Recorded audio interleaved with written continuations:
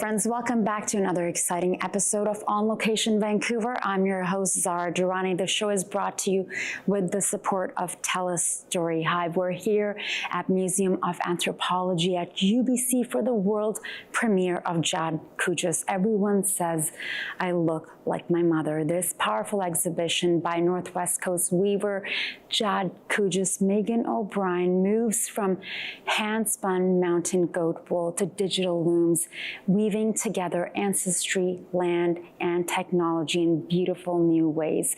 I'm so honored to be here with Meghann O'Brien and to have this conversation. Thank you so much for taking the time to be here with us. Thank you as well. And this exhibit, Meghann, is on until March 2026? Yeah. Okay. Can you tell us the inspiration behind this exhibit? Yeah, I think the origins of the exhibit, when it was proposed, really centered around work that I've done in the past 6 or 7 years with the group out at Simon Fraser University called Making Culture Lab, so Kate Hennessy and Hannah Turner. And at the time, I was really, in 2018, when I reached out to them and we started our work together, I was interested in figuring out a way to replicate a piece, to have it replace my original weaving in a museum exhibit curated by Jamie Isaac. It was going to tour across Canada for 3 years. So fast forward to now, and what's shown in the exhibit space are a number of things. Some of my older weavings are included there, my more traditional weavings. That came forward as being really important to share as well. And then these other pieces that were woven just this year in the Netherlands at EE Labels, which is a historic weaving factory. Yeah. Can you share the story behind your name? Yeah, my name, I guess my great nanny, Ruby or Rebecca Simeon, was born on Haida Gwaii, and she moved down to Vancouver when she was a young woman, but before she left, the name that she received was Jaad Kuujus, and she was a young woman, so it's a young girl's name. It means dear girl or precious woman, and I received that at a potlatch up on Haida Gwaii with the Stonglana's clan, and Chief Alan Davidson allowed that to occur, that putting the name on me. He was a recipient from our clan of a chief's robe. So it's a meaningful thing that an elder in his 80s remembered my nanny getting her name way back then. Beautiful. Yeah. Now, the name of the exhibit, everyone says I look like my mother. As soon as I read the title, I had, it's feels very emotive, and everyone's associations with their mother, whether they're alive or not, mine is not. And it felt something that I was very curious about and wanted to learn more. So can you tell us the inspiration behind the name of the exhibit, Everyone Says I Look Like My Mother? Yeah, first of all, I'm sorry for your loss. I don't know how long ago it was, but that can't be easy. Yeah, my mom is still here, and when I was growing up in Alert Bay, from the time I was 8 or 10 years old, all the older generations that grew up with her would just be like, in Alert Bay, they say, yeah, you look like your mom. And that's a real Alert Bay thing. But anyway, there's nice multi-generational family connections there between settler and Indigenous populations that have been in the area for a very long time. And it's just been a really positive feeling. It's nice to feel embraced by an older generation through not even knowing them, but because of how I look. There's already a connection there. And then there was a few times in my life too, as I began weaving, that my mom would share with me that even though weaving is a practice that's been dormant in our family line for a few generations at least, that she felt that my affinity for weaving came through her, through our bloodline. And it was just something that was not active, but still there, kind of just present, but not engaged with. So this deeper layer of genetic transfer that happens, and maybe on a somewhat spiritual level, that we inherit so much through our family bloodlines, and sometimes that's skills or genetic facial characteristics in this, behaviors or mannerisms. And I had titled one of the works in the show back in 2020, I believe. I wove it, and it was a mountain goat wool t-shirt, and it was a piece that I really wanted to highlight that bloodline connection. Lovely. Now, part of the exhibit is also a short film, correct? Yeah. Can you tell us about that? Yeah, it's called Sky Blanket, and my friend Darcy Hennessy-Turin, she is a ex-pro mountain biker and filmmaker now and director, and she was there when I finished Sky Blanket, and she came to me and said she was inspired and wanted to create a piece, like a video about the piece. And I was actually, some of the inspiration for that video actually came at a time when I was really interested in haute couture, and I was like really diving into old techniques and just interested in this kind of relationship between handmade ways of making. And I saw some like Chanel videos about the making of, and I sent her one of those, and it just was really beautiful. And so she kind of like took some inspiration from those actually. What are your hopes audiences will get away from? What message are you hoping to give with your exhibit? I'm not sure if it will come through, but top of my mind always comes to, there is a space within the exhibit where there's a circular space with some of the more contemporary weavings in conversation with that t-shirt I was mentioning. And it really centers the visitor. They're kind of on the perimeter of the space. And within that shape of the circle, the inspiration for that was a basket shape or growth rings of a tree ring. And by the individual observing the show being in the center, just the experience that someone will take from it, the value of that, their own interpretation and reflections on it, I think is really important. And most of all though, to this like turning inwards, like looking out, but also looking in and to our own backgrounds and heritage, for those like, I don't know, I just think sometimes like if I didn't start weaving, like how much I would have been missing out on, you know, and just to have an openness to discovering new layers of oneself would be my hope. Because and connection to your ancestors.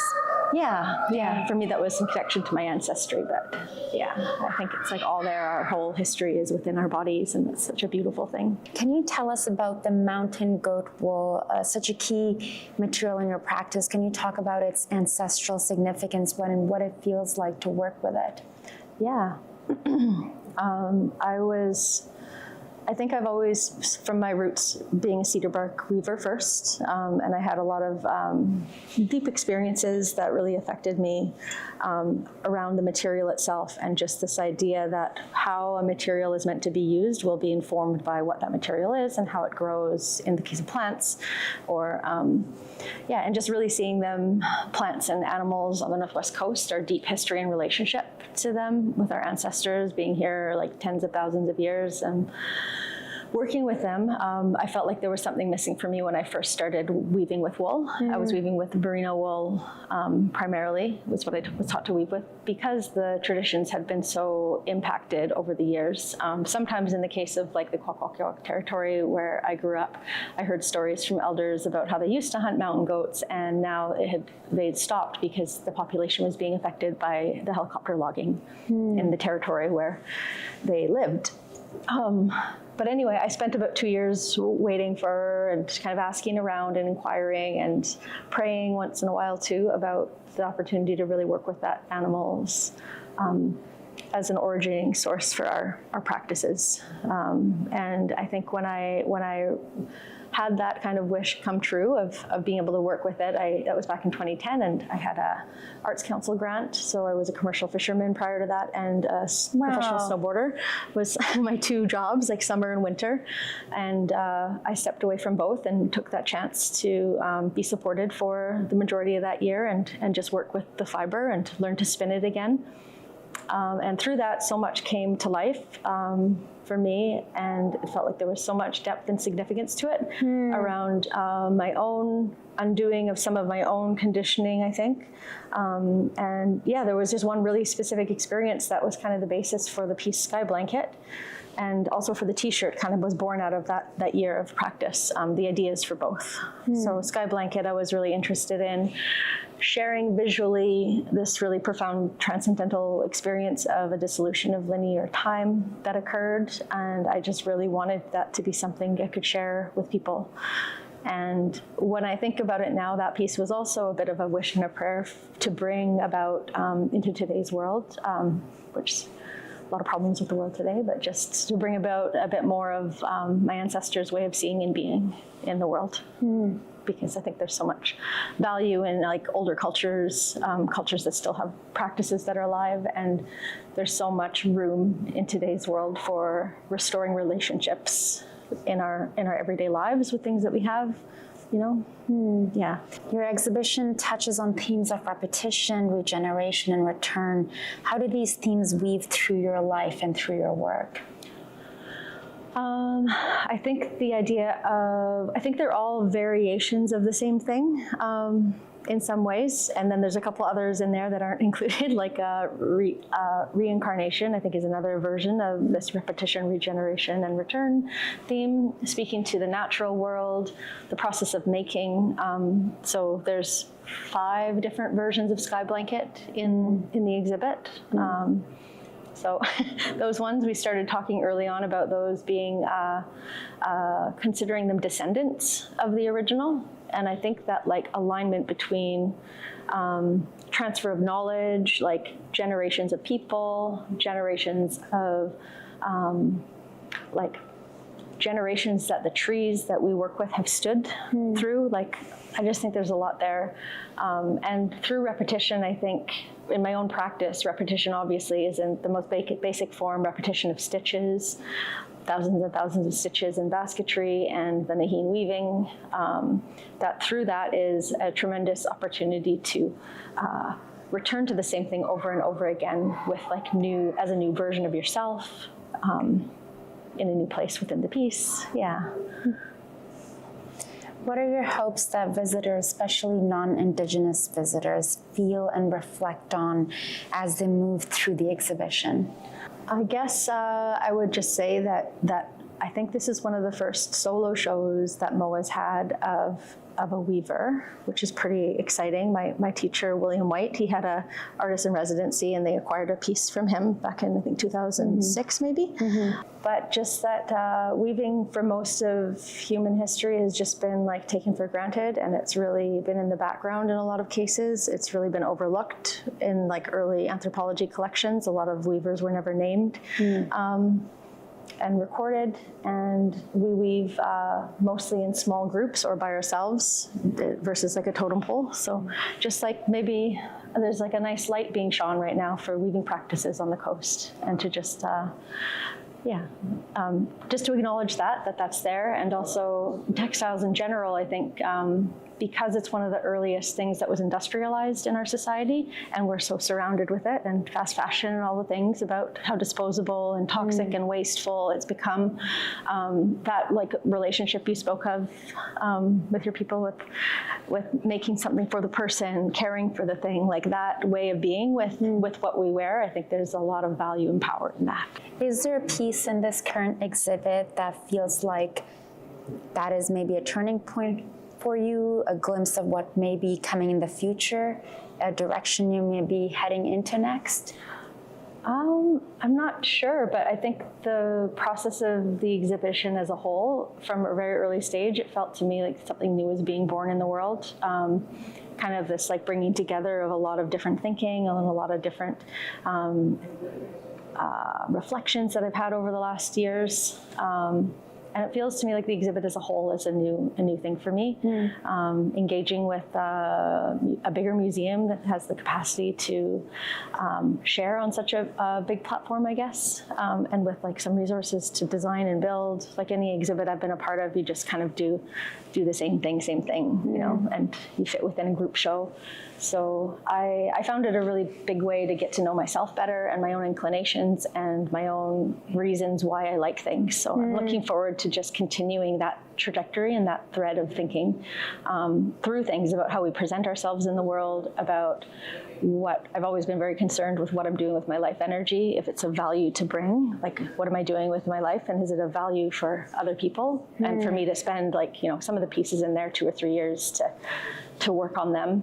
And I guess I'm one thing I'm really excited about, I've been excited about for a while, and this is like my manifesting energy of, there's a piece that's out in the courtyard that's based off of the apron that's from the NMAI replica that I wove.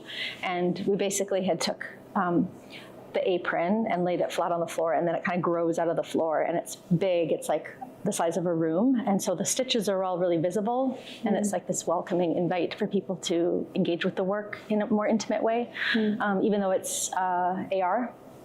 But I would really love to find a physical space for that to exist as a real physical thing. So like kind of like this, like how, but if it was all like Nahin designs, and like it's actually crazy because when you raise the elements up, and some of them turn into like almost like a little living room, and they look very contemporary as a furniture, as a couch or an armchair or like a big ovoid coffee table.